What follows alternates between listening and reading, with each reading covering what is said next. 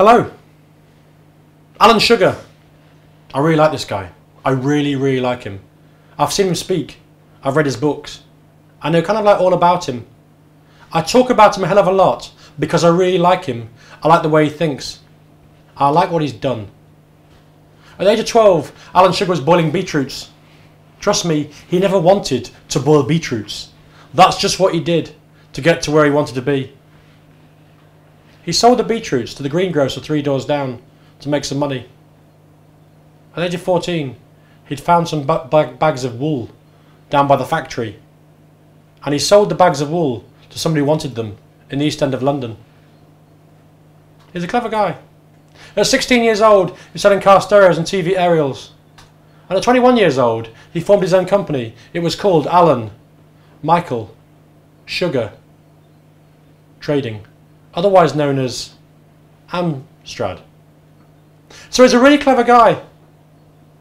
At 40 years old, his company Amstrad was worth 600 million quid. That's a lot of money. That was back in 1983. So he'd done really well for himself. Amstrad was a sensation. But of course at 12, he was boiling beetroots. So he started from very small beginnings and he worked his way up to where he is today. Today, of course, he does The Apprentice. And he's immensely successful. He's now even known as Lord Sugar. Lord Sugar of Clapton. The other thing you need to know about Alan Sugar is not that he started from a very small beginnings, but he doesn't give a monkeys about what you say or also about what I say. Alan Sugar is his own man. Even his dad Nathan was questioning what Alan Sugar was doing, his boy, at the age of 15, 16, 20 years old. He said, Alan, why don't you get a proper job? Alan, why don't you go and get an apprenticeship? But he didn't want to do that. He wanted to do his own thing. And I always say that if I want to be free, I just got to be me. Not the me that you want me to be. Not even the me that his dad wants me to be. Or even my dad.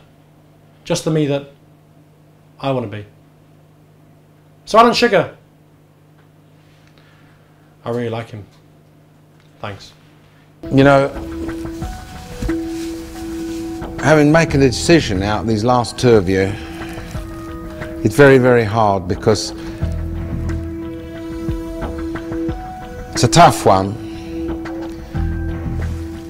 But Michael, I think this time I have to say to you, you're fired. Thank you for the opportunity.